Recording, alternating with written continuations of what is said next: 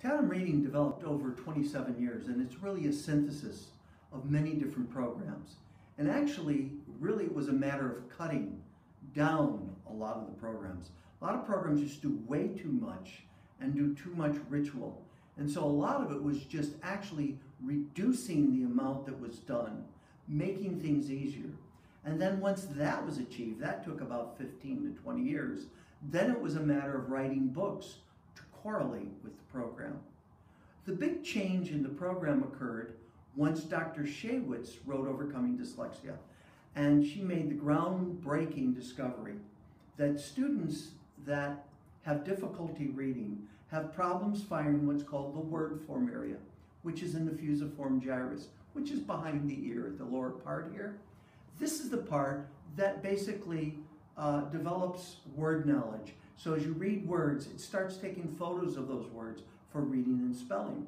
And with most kids in first grade, by the end of first grade, they have developed this word form area. But our kids haven't. In fact, if you follow them up through high school, they still haven't developed the area.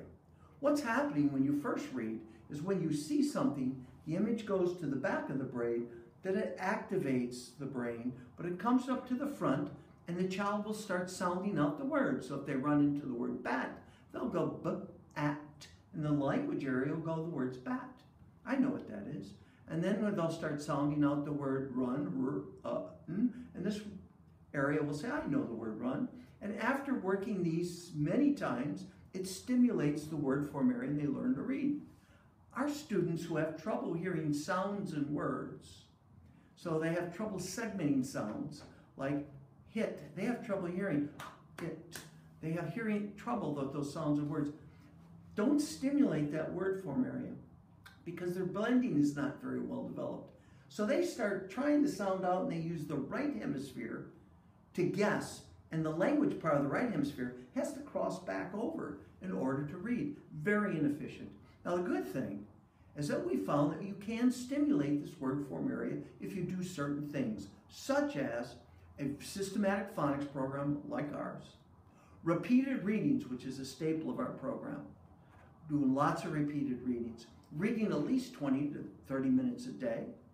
So we start that immediately. We believe in that so much. We have a book which is 4 consonants and a vowel, and we start kids who have that little knowledge in terms of reading, and then start working sight words as well. And those are some of the things we do to stimulate this word form area. So our goal is to teach a child to read as quickly as possible. And in fact, it used to take me about 2 years to get 2 years growth, which happens in most programs. We then, by cutting down the amount of material we delivered, got about 2 years and 6 months. And now we get it to 2 to 3 months. Our main goal, though, with kids with dyslexia is to stimulate that word form area so they can start learning words for reading and spelling naturally while they read.